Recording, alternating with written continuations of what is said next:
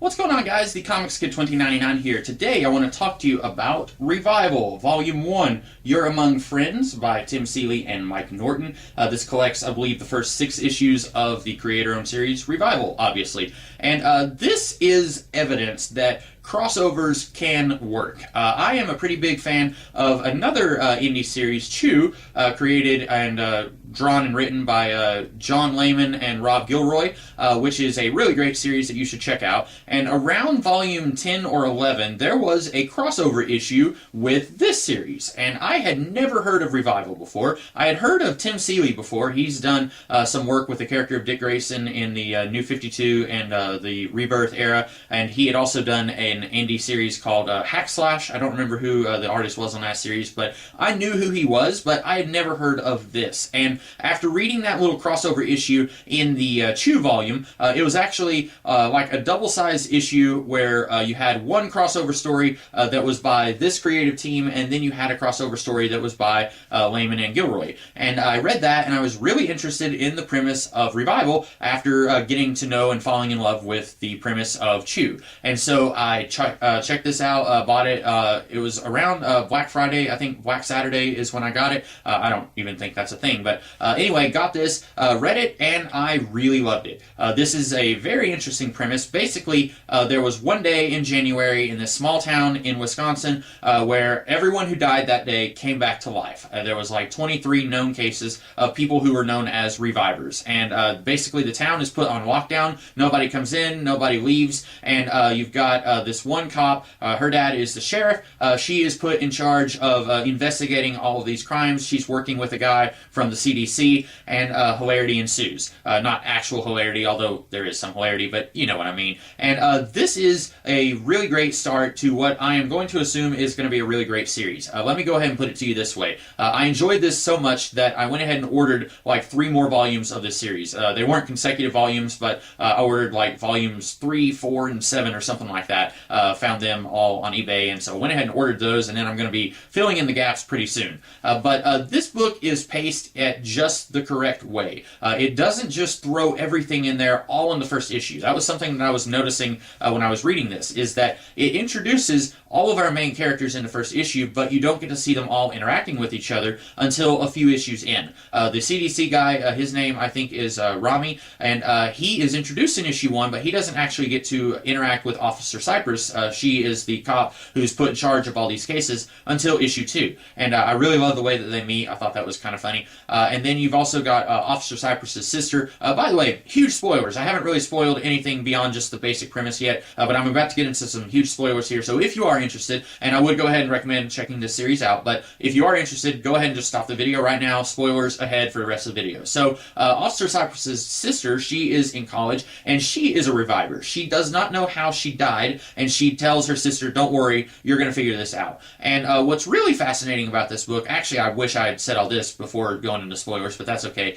What's really fascinating about this book is that it explores how much these people change after they come back to life. And one thing in the foreword of the book by Jeff Lemire, he talks about how when you first hear the premise of this book, immediately you're thinking, okay, this is going to be a zombie book. This is going to be like The Walking Dead or anything by George Romero, and it's not. All of the revivers still mostly have their personality intact. It's not like suddenly they're mindless walking aberrations and they just want to eat brains. They still retain their sentience, but as we see in this book, at least a couple of the revivers, they are different, but they're not mindless monsters like any other zombie story would have you believe. And that makes this much more interesting, because if they were just mindless monsters and it all just happened on one day, then you could just kill the 23 revivers and then the status quo would be back to normal.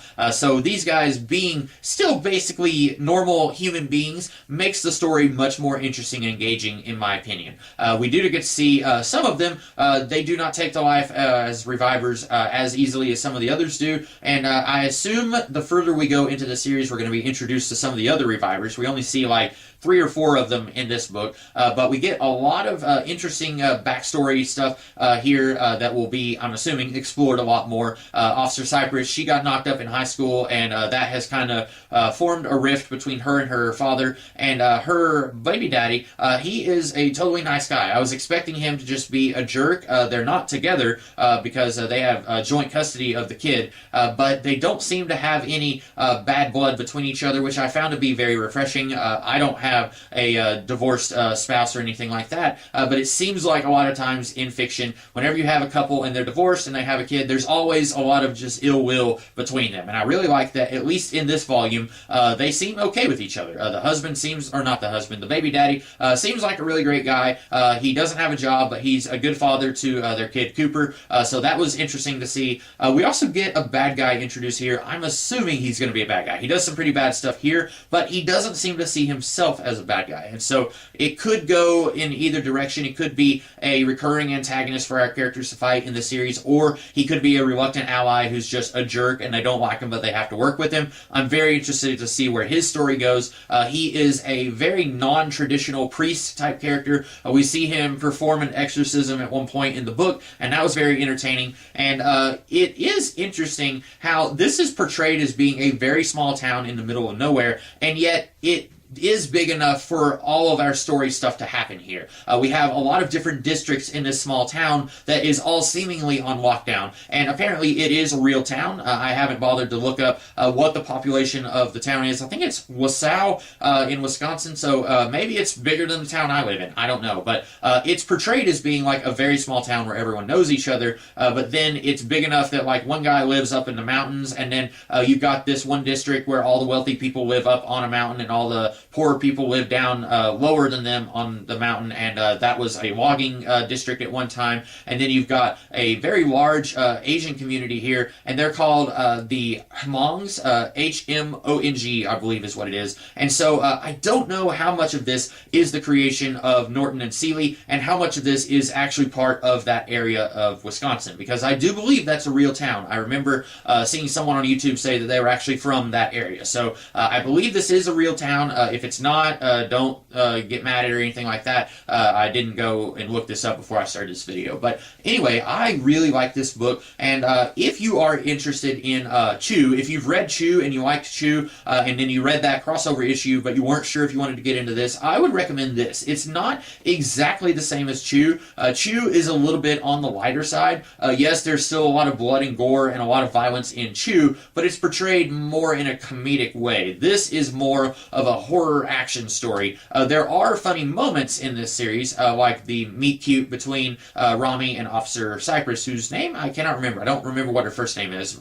There is some good funny stuff in this book, but it's not quite as humorous as Chew is. But still a very interesting high concept here that I really enjoyed, and I cannot wait to get into the rest of this series. So I'm recommending that you guys check out Revival Volume 1, You Are Among Friends, or You're Among Friends. So anyway, those are my thoughts on this book. I hope that you guys like this video, and if you did, be sure to like, share, comment, and subscribe, and I'll be back later on with another video. In the meantime, you guys have a great rest of the day. Catch you later.